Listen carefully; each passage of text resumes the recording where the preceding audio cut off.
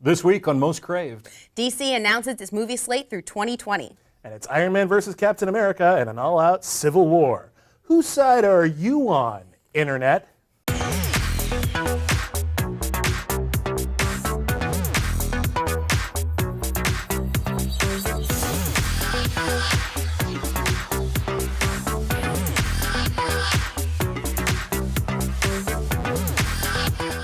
Hey, welcome back to Most Craved. I'm Silas Lesnick with ComingSoon.net. I'm Jenna Busch with Legion of Leia. And I'm William Bibbiani with CraveOnline. Hey, hey. Today we're talking about some major news to hit the big screen as far as comic books go in both the Marvel and DC universes. We're going to start with the distinguished competition, as it's called. They're both a distinguished competition. They have announced their film slate through the year 2020. We already knew that 2016 was going to bring us Batman versus Superman. But now we've got a new edition. That's right. 2016 is also going to bring us Suicide Squad. This is a film about a team of supervillains who are given a deal by the government, do clandestine missions for us, and we'll give you your freedom. It's going to be directed by David Ayer, the director of the World War II movie Fury. And it also seems to be primed to compete with Sony's planned Sinister Six movie, which is also about a team of supervillains. That was the first thing I thought of, that they were going against each other. And coming out in very close proximity. Interestingly enough, Suicide Squad is something that DC's been trying to get off the ground for a while. We've seen Suicide Squad appear on Arrow, and they just had their own film, Batman Assault on Arkham.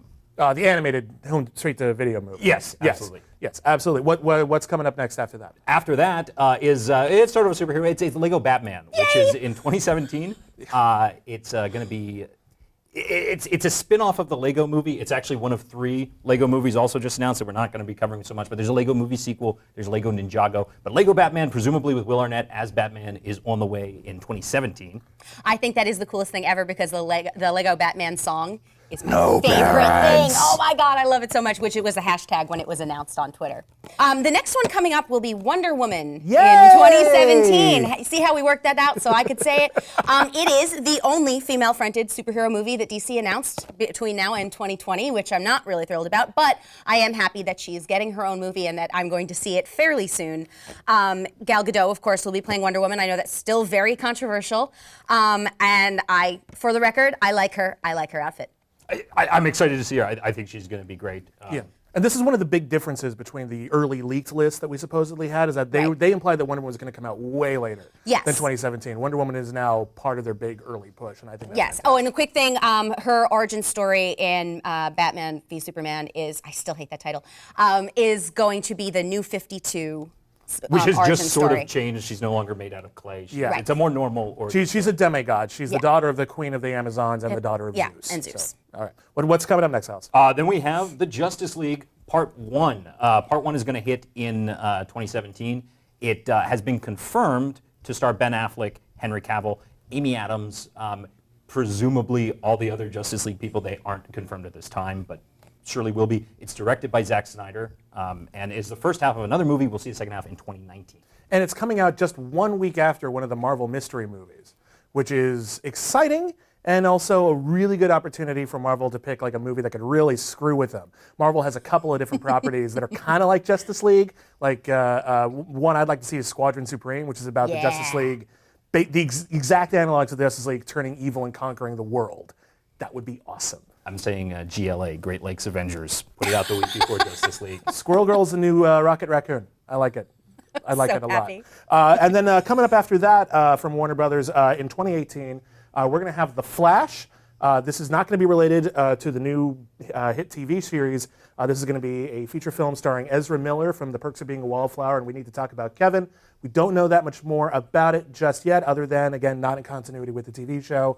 He is a great actor. I love him. He's so talented. He's on the verge to break out. I've been a fan for a while now, but not necessarily who you'd think for The Flash. He doesn't have that rugged, manly chin thing going for him. So I wish him the best. I think it's a very interesting casting. I think it's one of the most exciting bits of news we had today. Yeah, I like the choice. And then after that, we're getting Aquaman. With Jason Momoa. Yes, from Game of Thrones.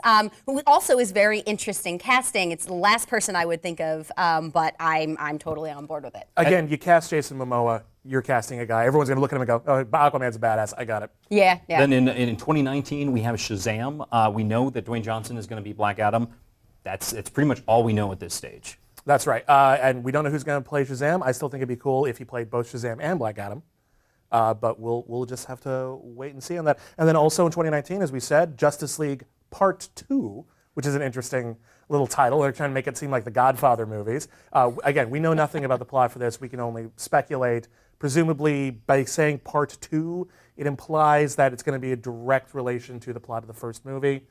Again, there's enough distance between the films, and there's enough films in between that I can't imagine it's a direct cliffhanger. But maybe we're going to find out that the first film was just a setup for whatever happened in Part 2. Absolutely. Yeah. And then in 2020, we have Cyborg. With Ray Fisher, who's in Batman vs. Superman as the character. We're going to meet him then, and he's going to get his own movie. I actually think that's really cool. I don't know why, but this one, other than Wonder Woman, was kind of my favorite because I really kind of wasn't expecting it. Well, also, it's the first superhero movie from anyone really, to take a character of color and put them onto the big screen. You know, we're getting like a Luke Cage is going to be on TV. That's great. That's really, really cool. This will be a solo film about a black superhero, one of the main black superheroes of the DC universe and Marvel universe, screw it.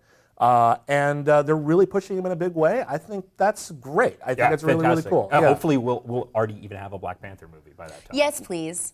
Yeah. I'm very excited for Black Panther. I want that to happen. And then finally, rounding out the list is a new Green Lantern that we know almost nothing about. It'll be in 2020.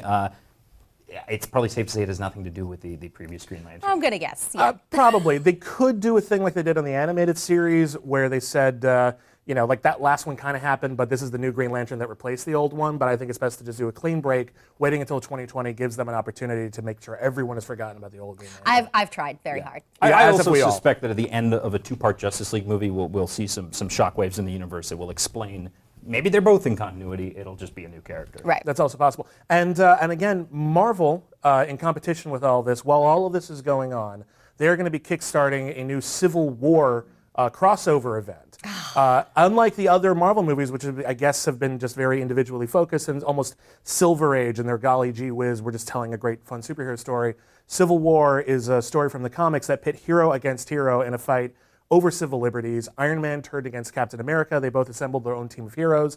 It led to a big fight, major ramifications within the entire comic book universe, and doing this in movies, Avengers was unprecedented, and now this is kind of unprecedented. We're going to take two heroes from great franchises and make them butt heads throughout multiple movies. And this has been rumored for a long time that they were going to do something around Civil Wars. I'm actually really excited about this. I love the Civil War series. So I hated the Civil War series, and I am so glad we're going to be doing a follow-up episode to really get into the meat of this. What do these things mean to you? What do these DC movies mean to you? What does Civil War mean to you? What are the various ways that Marvel can adapt a comic book series that's very ingrained in the way the comic book universe worked, but now in a motion picture universe it works very, very differently. Yeah, and because there's so much to speculate on in both universes, we're going to do a further episode. We're going to wrap this one up. If you'd like to keep watching, just click on the link and you can see our full discussion. We're going to yell at each other a lot. Look, battle.